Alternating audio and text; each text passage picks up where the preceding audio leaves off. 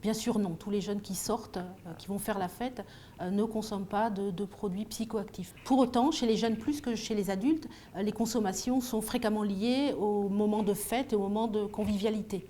Maintenant, tous les produits ne sont pas disponibles de la même façon dans tous les espaces festifs. Le dénominateur commun aux espaces festifs, c'est l'alcool. La plupart, les jeunes ne le consomment pas pour se défoncer spécifiquement, mais plutôt dans une recherche de désinhibition et de convivialité.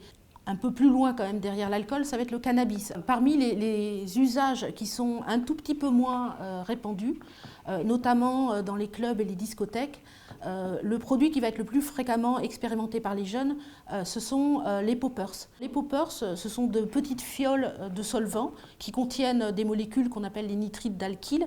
Ce sont des produits que l'on inhale et que les jeunes peuvent se partager très facilement et qui peuvent consommer, y compris sur les pistes de danse. En espace festif, ce qui est particulièrement consommé par les jeunes, c'est la MDMA. Par le passé, la MDMA est un produit qui était particulièrement lié au courant électro, aux fêtes techno, mais depuis 5 ans, on voit que c'est un produit qui est sorti de ces contextes. Oui, la MDMA, quand on va en club, quand on va dans une fête techno, c'est un produit qui est vendu en très très grande quantité et les jeunes disent eux-mêmes qu'ils n'ont aucun problème à trouver de la MDMA dans une fête. La cocaïne est aussi beaucoup consommée en espace festif, pratiquement, presque au même niveau que la MDMA. Maintenant, dans d'autres espaces festifs, des espaces festifs plus alternatifs de type techno, comme les free parties, les multisons, les technivals ou les zones off des festivals, on va trouver une plus grande variété de produits. Alors ceux qu'on a cités, à l'exception des poppers, mais aussi des stimulants comme les amphétamines et surtout des hallucinogènes. Alors l'hallucinogène préféré, en fait, qui est le plus consommé, le plus expérimenté plutôt par les jeunes, ça va être les champignons hallucinogènes. On trouve également dans ces fêtes des hallucinogènes de type LSD ou kétamine qui sont beaucoup moins expérimentés et que beaucoup d'amateurs même de produits psychotropes ne s'aventureront pas à consommer. Désormais, on a aussi dans les fêtes la présence de molécules synthétiques qui sont souvent vendues sous des noms fantaisistes ou alors même sous le nom de produits classiques et qui présentent un danger assez important dans la mesure où on n'est jamais sûr de ce qu'il y a dedans. Ce qu'on peut ajouter également, c'est que les produits comme l'héroïne sont extrêmement rares en milieu festif. Il y a d'abord le risque systématique en fait, lié au fait de consommer un produit dont on ne sait pas exactement ce qu'il contient, dont en général on n'a pas l'habitude et dont on ne sait pas quel effet il aura sur soi. On peut accroître les risques en mélangeant les produits, en particulier si on ne connaît pas bien leurs effets. Par exemple, si on se met à vouloir tester un produit alors qu'on est déjà ivre.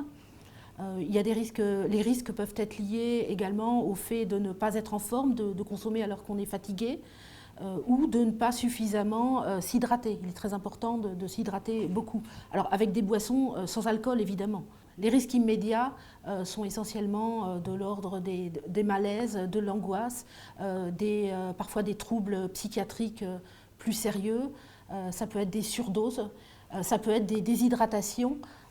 Chacun pouvant amener non seulement aux urgences, mais parfois, dans de rares cas, se terminer par un décès, y compris avec l'alcool.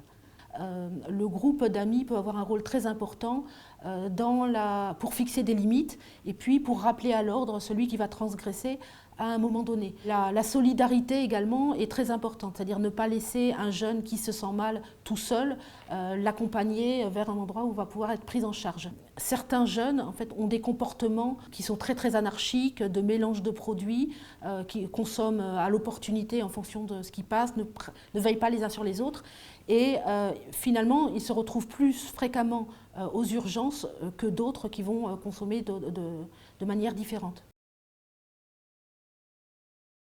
Une petite proportion des jeunes, heureusement une minorité, va passer d'un usage récréatif à un usage plus chronique et problématique. Donc un usage qui va avoir des conséquences sur le plan de la santé ou sur le plan du comportement du jeune et qui va être et qui sera préjudiciable. Maintenant, tous les jeunes n'ont pas le même risque face à ce glissement vers une consommation problématique. Il y a des facteurs de vulnérabilité ou au contraire des facteurs de protection qui vont jouer. Alors, il y a d'abord des facteurs génétiques qui vont faire que une personne, dans les mêmes conditions qu'une autre, va devenir dépendante alors que l'autre ne va pas devenir dépendante. Alors des facteurs qui sont particulièrement importants sont les facteurs psychologiques. Souvent, le glissement vers une consommation problématique, ça accompagne un mal-être qui peut être lié à des événements de vie stressants dans l'enfance ou dans l'adolescence, par exemple la perte d'un parent, par exemple la négligence, de la maltraitance, quelquefois une pauvreté économique extrême, ou qui peut être liée simplement aux difficultés du jeune à faire face aux exigences du passage à l'âge adulte.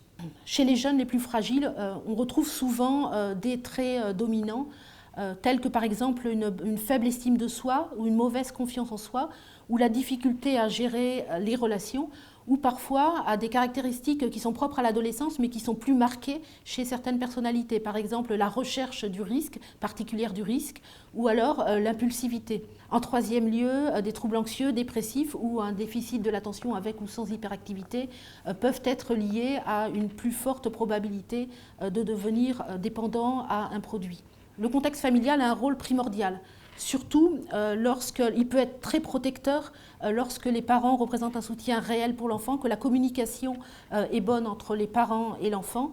Il peut être également un facteur aggravant si les parents n'assurent pas un soutien suffisant ou par exemple dans le cas d'éducation trop permissive ou au contraire trop excessivement rigide. Dans le cas où les parents sont consommateurs, les enfants ont beaucoup plus de risques d'aller vers une consommation régulière ou problématique. C'est valable pour l'alcool, c'est valable pour d'autres produits, par exemple le cannabis.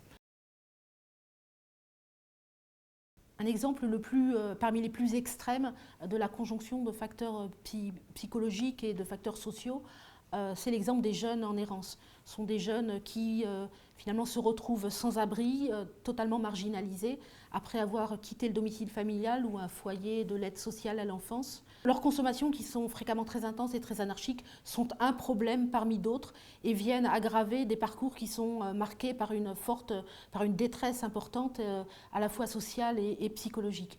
Alors, les filles dans ces situations ne sont pas forcément les plus nombreuses, mais elles se retrouvent souvent dans des situations beaucoup plus vulnérables lorsqu'elles se retrouvent à la rue, avec souvent des problèmes de prostitution qui vont accompagner ces consommations. Un facteur protecteur, c'est l'investissement dans la scolarité, dans les études, dans une activité. Enfin, en résumé, dans une projection positive dans l'avenir. Alors, c'est un des éléments qui pourrait expliquer que les jeunes des milieux sociaux favorisés, alors qu'ils expérimentent plus souvent les produits, ont tendance à moins aller vers des consommations chroniques et régulières que les jeunes des milieux moins favorisés. Ce qu'on sait sur l'âge, c'est que plus les expérimentations, plus les initiations vont être précoces, plus la consommation a des risques de devenir problématique. Alors, il y a un certain nombre de raisons, je vais en citer deux. La première, c'est que le cerveau adolescent se trouve à une période charnière, il connaît une maturation très intense et il va être très sensible à toute perturbation liée à un produit aux consommations d'un produit psychotrope qui va venir donc modifier ce processus de maturation. La deuxième raison, c'est que alors que les jeunes à ce moment-là sont en période scolaire ou en période d'études, les consommations régulières peuvent venir soit provoquer, soit aggraver des troubles de l'apprentissage qui vont considérablement gêner la poursuite en fait, de la scolarité ou des études.